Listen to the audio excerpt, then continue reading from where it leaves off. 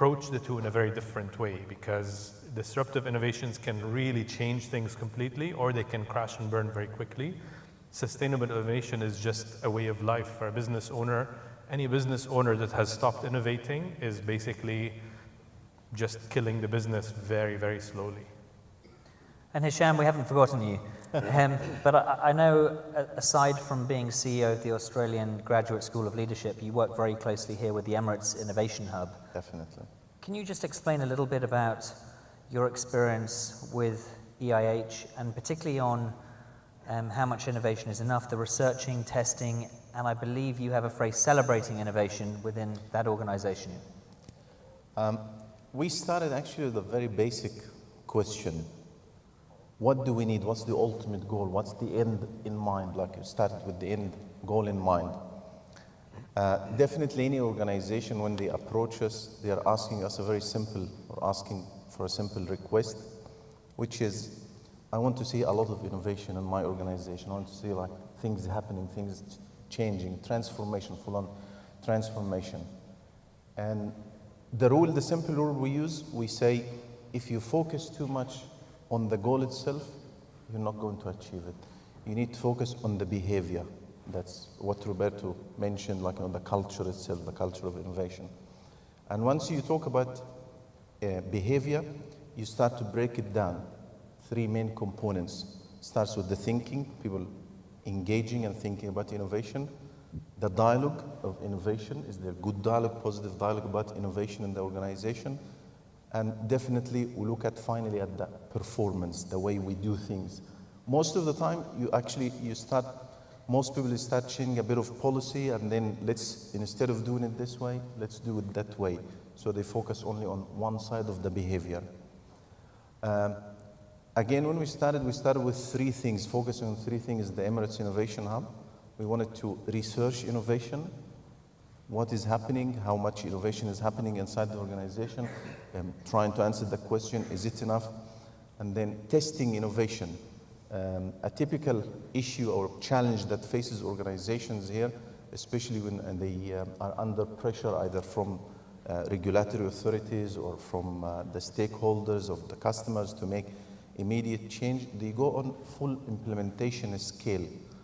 And the best way to go about it is actually to test, to pilot things first, to find out, is this going, instead of applying it, the project or the change across 100 or 500 organizations, let's do it to 10 and find out, measure, ensure controlled variables, and we know exactly what is happening.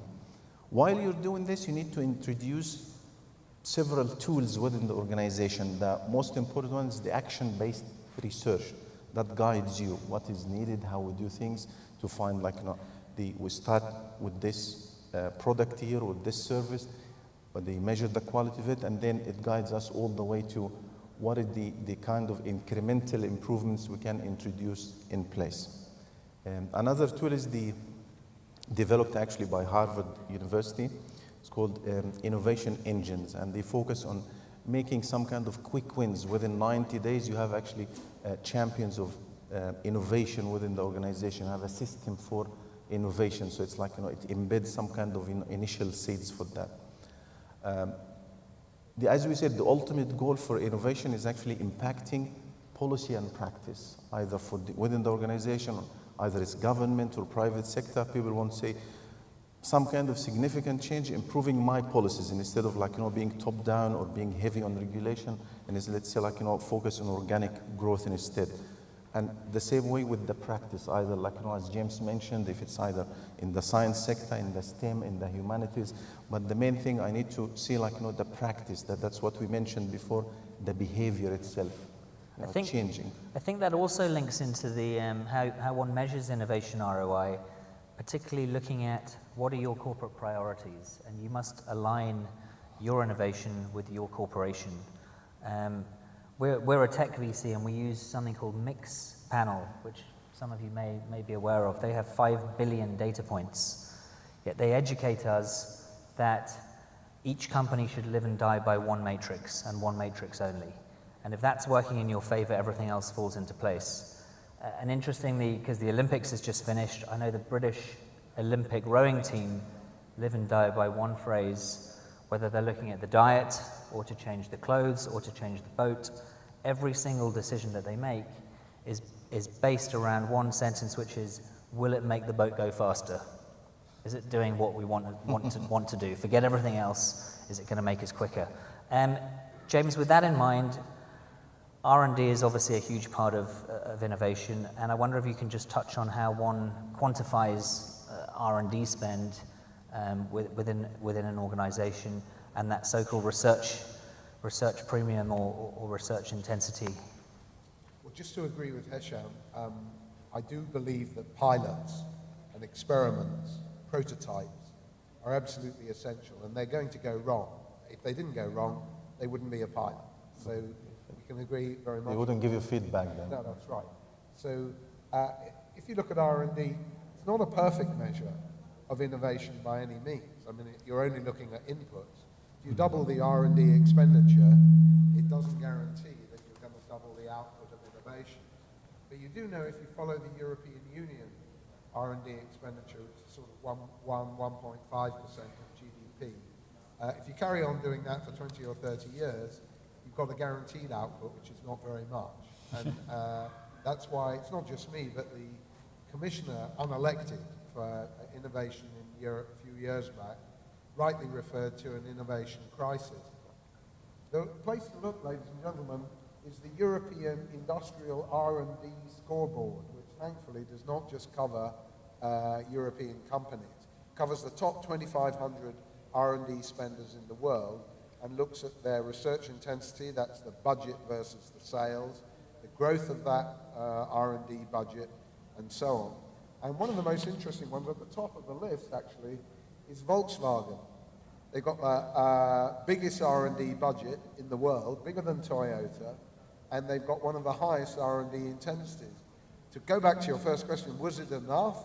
Well, if I think of all the time they spent trying to fool regulators with their defeat devices, how much money they put into that, and how much they've caught a cold at the end of that, I wish that money had been spent on R&D. So they might be the top spender by value. They're not the most research intensive. Robert Bosch is more intensive. They could do more. They've increased it a lot, not fast enough. So get behind the numbers to the realities as well. The lawyers, I fear the finance people, and some corrupt people are, wagging the dog as much as the scientists, I'm afraid. Sure. And Jabir, just continuing on that theme and talking about the innovation premium, which is a well-used phrase when talking about innovation. Sure. What is the user prepared to pay for value? Innovation premium is basically the top line and the bottom line of a company, the revenue and the profit. A good example is Apple on that thing. But to get an innovation premium, a company has to really understand not the voice of the customer, but the real voice of the customer. What is that? Basically, what is the new parameter of value that the customer is willing to pay for? That's the key. I'll take an example of Uber, but I think I'll put James to sleep, so I'll give you an example of a banana. Okay, if you take, a banana. That's interesting. Exactly. Now, if you look at the main parameters of a banana, first of all is the taste. You can't do much with the taste because it's mature. Color, you can't change that, right?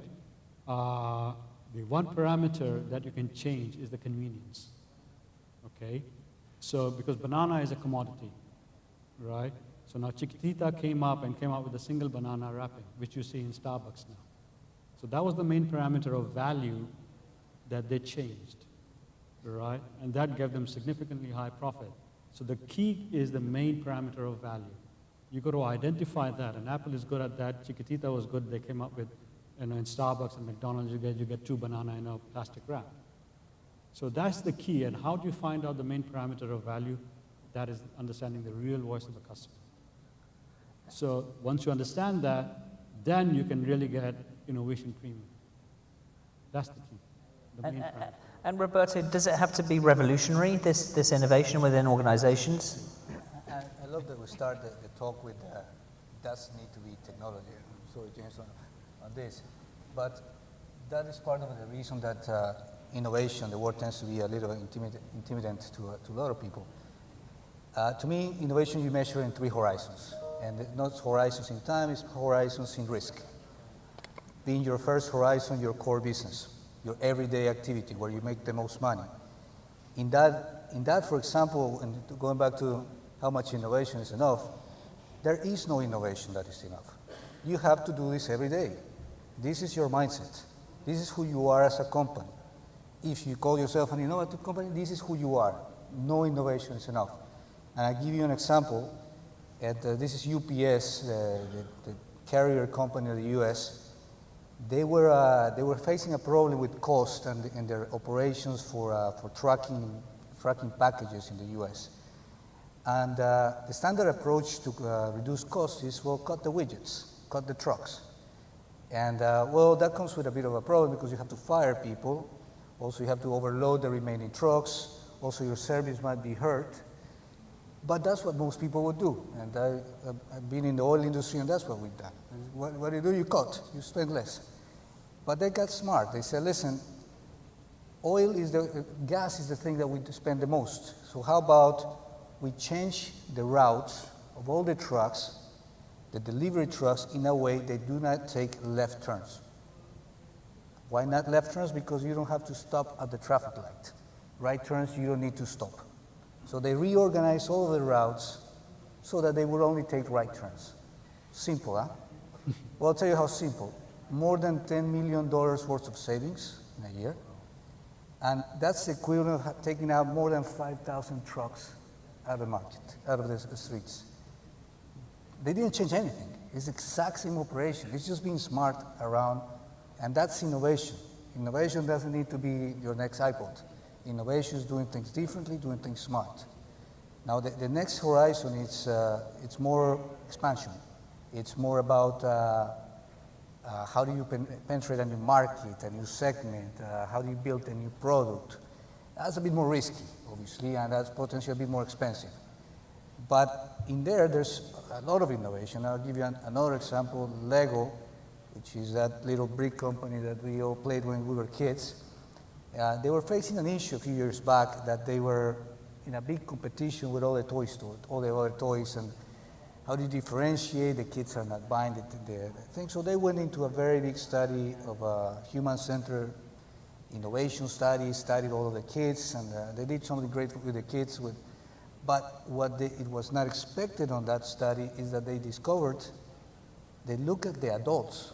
And what they realized, people like me, which used to love to play with Legos, that was what I loved to do as a kid, I stopped playing Legos just because I'm not going to build a Star Wars little toy. I mean, so what they did is they realized these guys, if you give them a Lego and their kids have Legos, it's a whole community thing, and they built a new line of Legos which is called Lego architecture, which are big Legos, quite expensive for grown-ups. And right. It has a big label that says, this is for grown-ups, so that kids won't buy them and can be frustrated about it. So these guys identified, okay, what are we good at? We're good at making little bricks that connect to each other. We have a bunch of designers. We have distribution channels where we can sell our Legos for kids. How do we monetize that and come up with a new idea? And they, through understanding their clients, they come out with a completely new segment, which is only for adults, and it's wow, it's magic. So they made a lot of money. Touching on ideas which you mentioned, and I'll pass this one to Noor, is the idea generation rate, how important is that? I know INSEAD did a report quite recently which has been quite well read on the subject of innovation. I mean, I think it's really important. I just agree with everybody here that you just have to constantly generate ideas, and it has to be part of the culture. And it has to be in line with the company's strategy as well. So, I mean, a very interesting example is, so you have Jeff Bezos, the founder and CEO of Amazon, decided that the company's strategy is to compete on price and to be very, very frugal and very cost effective. So he wanted to embed that in the culture, and he installed a shock a rule that will get people's attention as the company grows, which is everybody at Amazon has to work on a desk that's made out of a cheap door that's bought from a hardware store with legs installed on it. And the reason they did that is to get that shock value where when somebody new comes in, when you have 10,000 employees, that person is going to say, why are we doing that? And then you can explain to them that we have to be very frugal, we have to be very, very cost effective. So I think the idea generation is a really important thing to have, where you have everybody in the company that's constantly generating ideas. So once it is a culture within the organization, which we've touched on a bit, Anshul, how does one track the continuous improvement within an organization? What KPIs does one need on their dashboard to monitor this innovation? Before that, I would put a perspective there that there is something which is measurable and there is something which is immeasurable. Now, measurable innovation is something which comes out in your financial statements, which is your process efficiency, your revenues, your margins, whatnot. But immeasurable is how many lives you are touching upon with innovation, which none of the organizations are trying to attempt at. Now, there are startups who have done it. Like we talk about Uber, Airbnb, all these startups. Now, they get so much of data feed in terms of how much lives they are touching upon. That's where they attempt to go for something new. Like Uber is piloting driverless cars. So that is something which, based on the data, you can actually get into. Now, if you continuously look at